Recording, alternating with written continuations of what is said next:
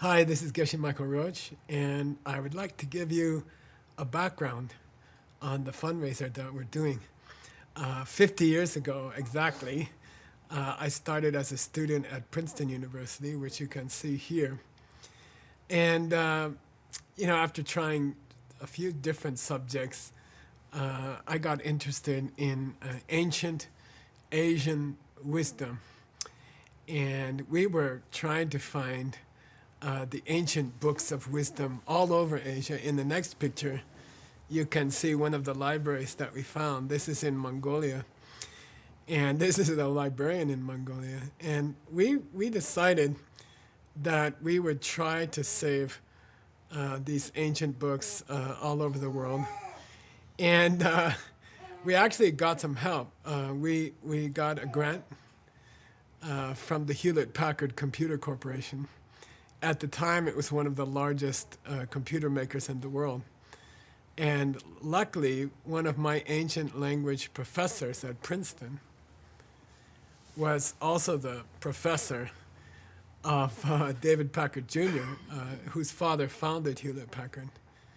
And they gave us some grants, and we started to save the ancient books of Asia in libraries like the one you see here. We started an organization called Asian Legacy Library. Then I was trying to get more money to save more books, to start more places. And in the next slide, you can see jewelry.com. This was one of the first online jewelry sellers in the world. And I helped to found the company Andine International in New York, which reached $250 million in sales.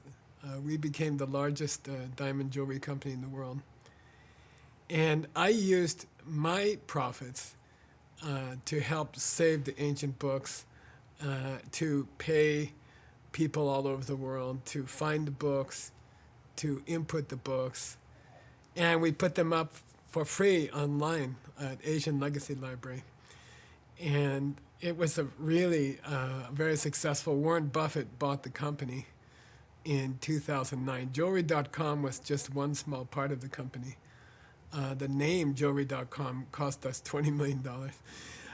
Then you can see in the next picture here, I started training people to translate these ancient books so that people in the modern world could have this wisdom, to use this wisdom.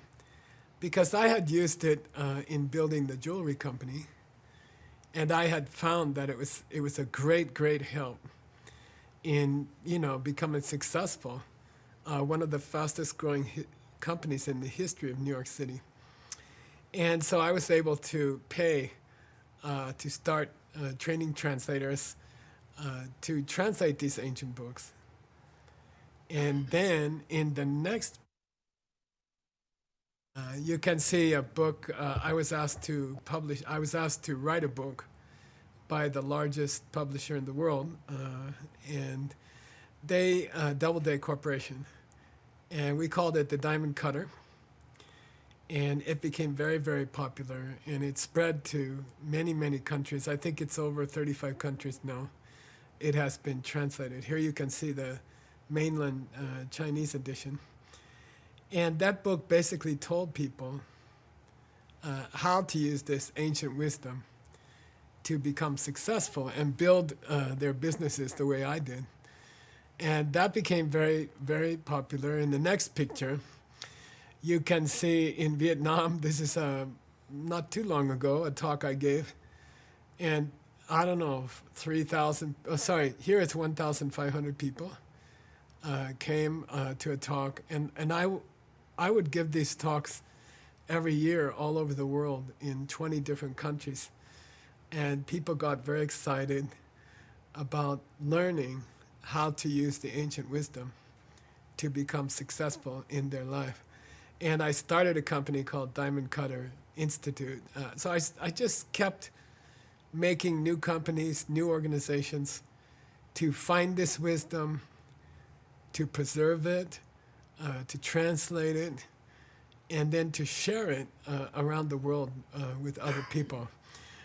In the next picture, you can see another organization I founded called the Knowledge Base, which I founded with my friends. And on this free website, you can get over 5,000 free talks, free videos, free materials from the last 25 years. You know, I've been teaching these principles over 25 years.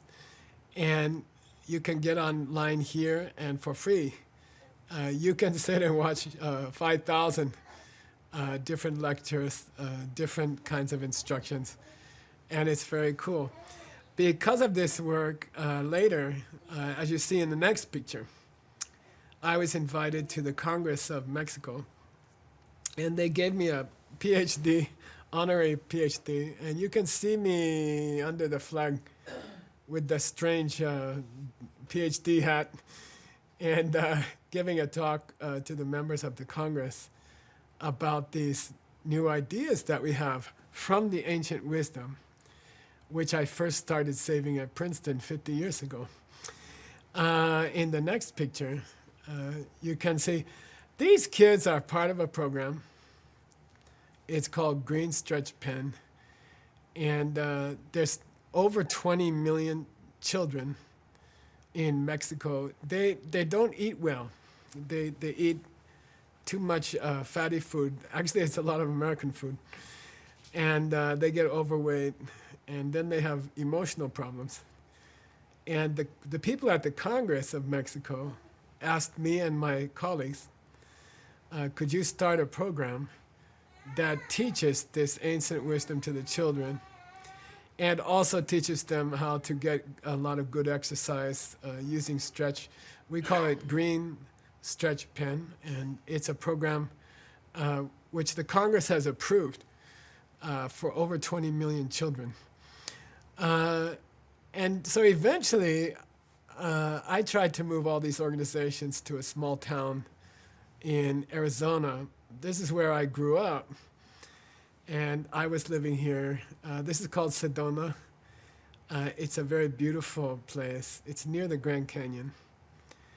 And because I was living in Arizona and I grew up there, I decided to build a college there and offices for all these different organizations I've created over the last 50 years. Since I was at Princeton, I started growing different organizations to build up and save this ancient wisdom and then share it all over the world.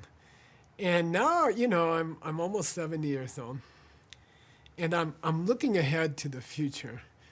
And I really want to keep these organizations going.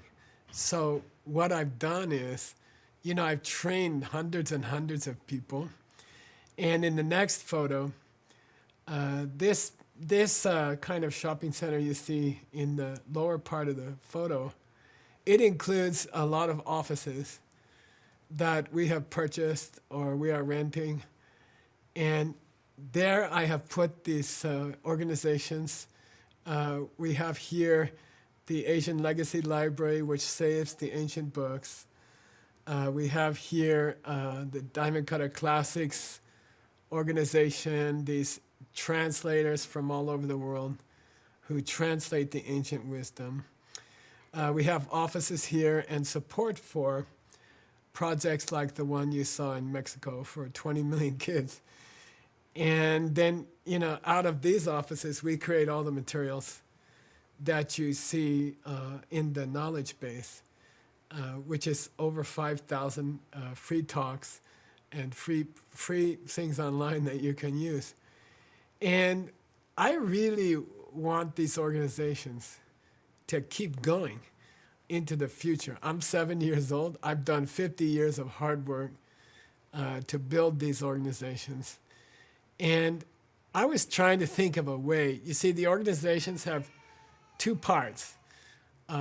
Some of the organizations are what we call in America, it's nonprofit. So these are charity organizations. They don't have any income. They don't sell anything. Everything they do is for free. So, for example, the Asian Legacy Library, for free, has digitalized, I don't know, I think about total 16 million pages since we started at Princeton. And they're online for free. The knowledge base, those 10,000 talks, other materials, they're free. The program in Mexico, we don't charge the children. It's all for free to help them. And so many of these organizations don't have an income. And if something happened to me, I'm almost 70, I worry about how they're going to support themselves in the future. And I have created some for-profit companies that make money. One of them is this Diamond Cutter Institute that trains people all over the world, business trainings. We do charge people, we do make a profit, and then we help support all of these organizations. We have the Sedona College of International Management, and that also charges people to learn to be trainers for these organizations. So, but I'm looking ahead to the future when those nonprofit organizations, those charity organizations, are going to need financial help. They're going to need some steady income to keep helping, like these 20 million kids in Mexico, So I'm looking ahead. And if we go back to that photo of the, you can see on the left side of this photo, there are 4 or 5 white buildings, big white buildings. And these happen to be right out the back door of our offices. And these white buildings are storage units. This is a company which has, over 100 storage rooms. And people who have many things, like too much furniture, their mom gave them some furniture or something like that, they will rent a room in one of these buildings. And they will pay every month. And it's a good business. And it makes, I guess, about $250,000 a year. And the owner of this business came to me, and he said, look, you guys have bought many of the buildings and lands in front of us, and I'm getting older, and I would like to sell my business to you guys. And it's a good income. And then I was so happy because I thought, oh, wow, this is how I can build support, automatic support for the future of all these charity organizations which help people. The businesses like the Diamond Cutter Institute, DCI, and the Sedona College, they will continue to make money. And of course, they will continue to support these charities also. But I would like to purchase this business in the white buildings, and that will provide steady income to the charity organizations that don't have any income. My for-profit businesses, of course, they will continue to support these charities. But if we have the storage organization, then it's safer that they will have a steady income to pay for their rent and pay for their other expenses while they help people around the world. So, I contacted all my friends around the world. I think almost 50,000 people came to our last event. And I contacted all these people. I contacted the main leaders and organizers in different cities all over the world. And I said, will you help me, to buy this business, the white buildings, which can support the charities going on, as I get into my old age. And they said, yeah, sure, we would love to help you, Geshe. And so I made videos to tell the history of each of the charities, and also the history of the businesses I built to help the charities. I think there's over 10 different videos you can see. And this is sort of an introduction to those videos. This video is a short video just to tell you, what are those different organizations? How do they help people around the world? How do we support them? How do we get support for them? And what's the dream going on? Now, this business is going to cost $5.3 million. And I'm very excited to say that we have raised over half the money already. We're doing very, very well on the fundraising. Even with the COVID problem, people have been very, very generous. And we're doing great on the fundraising. This month, going July and August, if we can raise another $500,000, we can be way beyond halfway. And then the owner of this business said, if you can pay that much, okay, its total is $3.2 million. If you can pay that much by the end of August, then okay, it's a deal. And you can have the place, and you can pay the other money, while you fundraise. That's okay. But I'm asking you to finish 3.2 million by the end of August. We're almost there. We've done very, very well on the fundraising. Even with the COVID problem, we've done very, very well. And even in the last few months, we kind of got everyone excited, and we say, come on, we have to finish it now. And we have to reach 3.2 million by the end of August. It means you and I have to raise $500,000 before the end of August. I'll tell you some exciting news. Just the people who are working for our charities and for our companies in Sedona, in this small city, 12,000 people in the whole city, they have raised $100,000, okay? This one small town, and just the employees of our charities and our other organizations here, they have donated $100,000 already. So we just need like 400,000 more. We have to reach this goal by the end of August. So I'm asking each one of you who's a leader in different cities, who has an organization in different cities around the world. This tiny city called Sedona, only 12,000 people, we raised $100,000. We need about 400,000 more.